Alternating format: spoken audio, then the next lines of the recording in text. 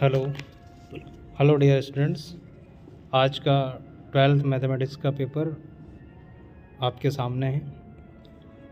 इसमें सबसे पहले आप देखेंगे यहाँ पर सत्य असत्य में पहला सत्य है, क्योंकि ये एक एक की और अच्छादक दोनों है, 1 1 और 1 2 दोनों हैं। ए डैश माइनस ए होता है तो ये स्क्यू सिमेट्रिक होता है, लेकिन यहाँ क्या बोला उसने, सममित, इसलिए ये रॉन्ग है। थर्ड वाला सही है और चौथा वाला आपका गलत है, क्योंकि सेक स्क्वायर एक्स का डिफरेंशियल ये नहीं होता है। और पांचवा भी गलत है। छठा सही है। सिंगुलर मैट्रिक्स कब होता है, जब उसका डिटर्मिनेंट 0 होता है। इसके बाद मैच द फॉलोइंग के लिए देखेंगे। पहला मैच द फॉलोइंग में एफ आएगा आपका dx का, इसका इंटीग्रेशन एफ में दिया log x plus under of x square plus A square. दूसरे वाले के लिए ई सेम यही है, लेकिन ये न्यूमरेटर में है, इसका ई में आएगा।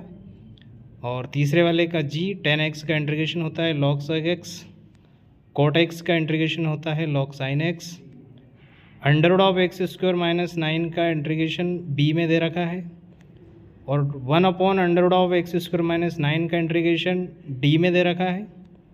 और simplest form of 1 upon under of x square minus 1 को अगर आप सॉल्व करेंगे तो कोस इनवर्स एक्स निकल कर आएगा, जब एक्स इक्वल टू आप कोसेक थीटा रखेंगे। देन आफ्टर एक शब्द वाक्य में उत्तर के लिए आप देखेंगे यहाँ पर पहला जो मिनिमम वैल्यू है मॉड का उसकी है 0। दूसरे के लिए आंसर है 0.64। तीसरे के लिए डेफिनेशन आपको देनी पड़ेगी, जब उसके डायगोनल एलिमेंट्स जो होंगे वो इक्वल होंगे तो स्केलर मैट्रिक्स कहलाएगा।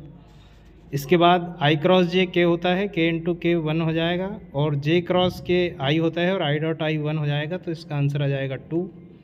इसके बाद पाँचवें का जो आंसर होगा वो -2 होगा। अगर आप डिटर्मिनेंट जो मैट्रिक्स आपको दिया है इसका सारे कोफैक्टर निकाल कर एडजॉइंट निकालेंगे और उसका डिटर्मिनेंट निकालेंगे -2।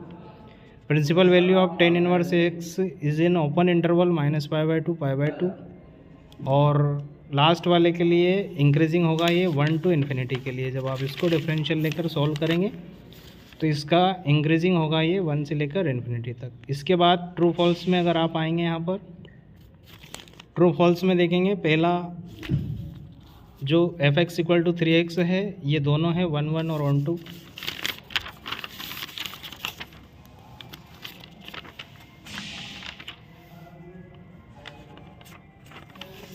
तीसरा इसका सेकंड अगला क्वेश्चन देखेंगे, कोस इनवर्स -1/√2 की वैल्यू आएगी 3π/4, क्योंकि पाई माइनस π/4 करेंगे तो आंसर आएगा 3π/4। देन आफ्टर थर्ड वाले के लिए आपको मिलेगा यहाँ पर π/3।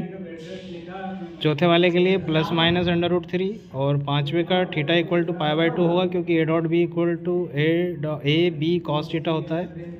cos थीटा की वैल्यू होती है थीटा इक्वल टू π/2 पर।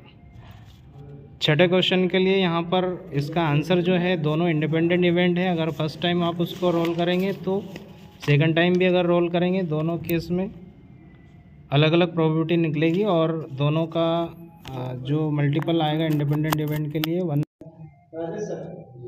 9 आएगा यहाँ पर, लेकिन आंसर ऑब्जेक्टिव में है नहीं, तो इस पर विचार करना होगा, और ये हो सकता है कि क्वेश्चन जो है डाउटेबल है।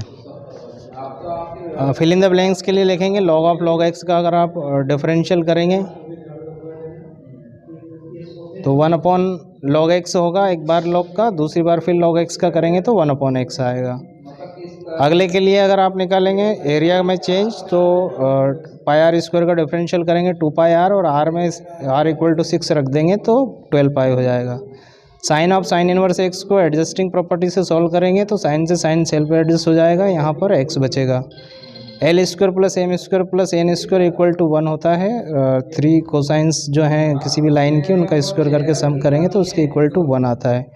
1 2 3 एक सेट से अगर आप 1 2 इक्विवेलेंस रिलेशन अगर निकालते हैं तो एक तो यूनिवर्सल रिलेशन जो बनेगा वो, और एक दूसरा 1 2 का 2 1 कंटेंट करेगा। ये दोनों रिलेशन बनेंगे, जिसके लिए 2 ऑप्शन आएगा। अगला जो आपका ऑब्जेक्टिव है उसमें तीनों जो vector sum of 3 sides of triangle taken in one order, एक ही डायरेक्शन में अगर लेंगे आप तो उसका सम जो हो जाएगा 0 हो जाएगा। तो इसके लिए करेक्ट आंसर होगा 0। ठीक सर।